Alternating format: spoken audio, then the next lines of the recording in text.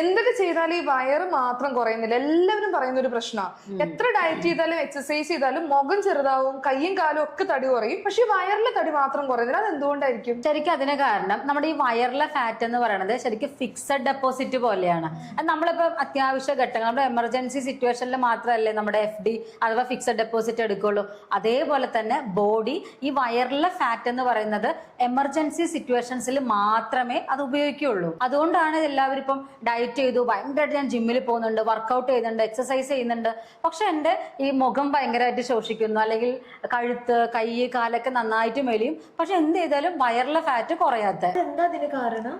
ശരിക്കും ഇതിന് കാരണം 2 റിസപ്റ്റാർസ് ആണ്. ആൽഫ റിസപ്റ്റാർസും ബീറ്റ റിസപ്റ്റാർ എന്ന് പറയും. ഈ ആൽഫ റിസപ്റ്റാർ എന്ന് പറയുന്നത് നമ്മുടെ വയറിലെ ഫാറ്റുകളിൽ കാണപ്പെടുന്ന റിസപ്റ്റാർ ആണ്. ഇത് ശരിക്കും ഒരു ഡോറായിട്ട് ഇമാജിൻ ചെയ്യുക. ഈ ഡോർ നമുക്ക് പെട്ടെന്നൊന്നും തുറക്കില്ല. അത്രയും എമർജൻസി സിറ്റുവേഷൻ, ബോഡിക്ക് അത്രയും എനർജി ആവശ്യമാണ്, ഒട്ടും പറ്റുന്നില്ല, അത്രയും എമർജൻസിയിൽ മാത്രമേ ഈ ആൽഫ റിസപ്റ്റാർസ് തുറക്കുള്ളൂ. ഈ ബീറ്റ റിസപ്റ്റേഴ്സ് എന്ന് പറയുന്നത് ശരിക്കും നമുക്ക് ഈ മുഖത്തിലെ ഫാറ്റില്, അതുപോലെ തന്നെ കഴുത്തില്, കയ്യില്, കാലിലൊക്കെ കാണുന്ന ഫാറ്റിൽ കാണപ്പെടുന്നതാണ്.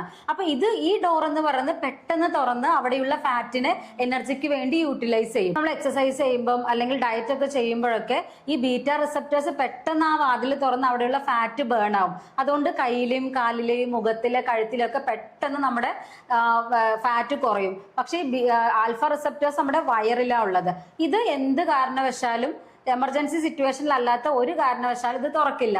അതുകൊണ്ടാണ് ശരിക്കും ലാസ്റ്റ്, അതായത് ഇവിടെയെല്ലാം നമ്മുടെ ഫാറ്റ് ഒക്കെ കുറഞ്ഞു കഴിഞ്ഞ് ഏറ്റവും ലാസ്റ്റ് മാത്രമായിരിക്കും എനർജിക്ക് വേണ്ടി വയറിലെ കൊഴുപ്പ് ശരീരം യൂസ് ചെയ്യുക.